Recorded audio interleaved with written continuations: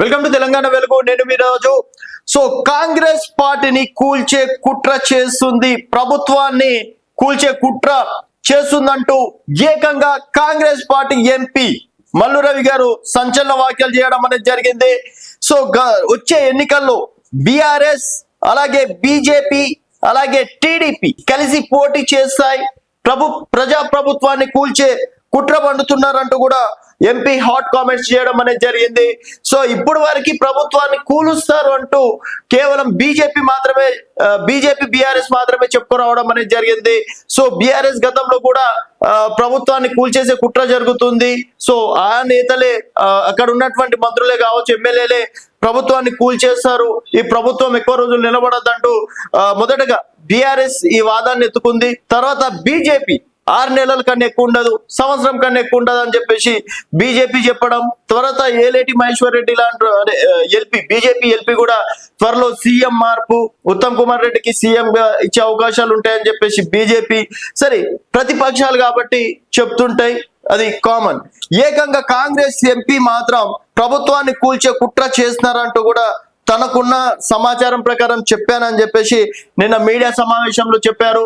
So మరి Congress MP ఈ విధంగా చెప్పడం, అందులో సీనియర్ మోస్ట్ ఎంపీ ఈ విధంగా చెప్పడం తోటి మరి నిజంగా ప్రభుత్వాన్ని కూల్చే కుట్ర ఏమన్నా జరుగుతుందా, నిజంగా ఎంపీకి తెలిసి అంటే ఆ విషయం తెలిసిన తర్వాతనే ఈ విధంగా మాట్లాడారా, లేకపోతే అవగాహన కోసం మాత్రమే ఏదో ఊహించుకొని మాట్లాడారా? సో బీఆర్ఎస్, బీజేపీ, టీడీపీ ఈ మూడు కూడా కలిసి ప్రజా ప్రభుత్వాన్ని కూల్చేస్తాయి.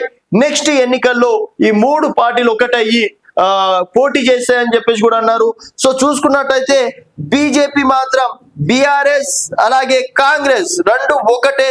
సో కేసుల విషయంలో కాంప్రమైజ్ అయిపోయి రెండు బీజేపీని ఎదగకుండా చేస్తున్నాయని చెప్పేసి బీజేపీ చెప్తుంటే, ఇప్పుడు కాంగ్రెస్ కొత్త రాగం ఏంటంటే సో బీజేపీ, బీఆర్ఎస్ అలాగే టీడీపీ మూడు పార్టీలు ఒకటే. సో ఈ మూడు కలిసి నెక్స్ట్ ఎన్నికల్లో పోటీ చేయబోతున్నాయి అంటూ కూడా చెప్పడం అనేది జరిగింది. సో ఇది ఎంతవరకు correct? And BJP, BRS, TDP నిజంగా కలిసి పోటీ చేస్తాయా లేదా? ఎందుకంటే ఇప్పుడు బీఆర్ఎస్ అక్కడ వైసీపీ ప్రభుత్వానికి ఇండైరెక్ట్ గా మద్దతు తెలుపుతుంది. సో ఇండైరెక్ట్ గా జగన్మోహన్ రెడ్డి గెలవాలని చెప్పేసి కూడా కోరుకున్నారు. సో అక్కడ చంద్రబాబు నాయుడుకి, ఇక్కడ కేసీఆర్ కి అసలు పడదు, అదొకటి క్లియర్ కట్. అండ్ ఇక్కడ బీజేపీ, బీఆర్ఎస్ కి ఇద్దరికి కూడా పొంతన లేదు. ఎన్నో విషయాల్లో కూడా విమర్శించుకున్నారు, ఎన్నో ఇష్యూస్ కూడా జరగడం అనేది కూడా జరిగింది. ఏకంగా ప్రధాని మోడీ ఎన్నిసార్లు వచ్చినా కూడా కేసీఆర్ ఒక్కసారి కూడా కలవలేదు. సో ఇలాంటి సిచ్యువేషన్ లో మరి మల్లు రవి గారు ఏం ఉద్దేశించి ఈ విధంగా అన్నారు అనేది వేచి చూడాల్సిన విషయం. చూస్తూనే ఉండండి తెలంగాణ వెలుగు.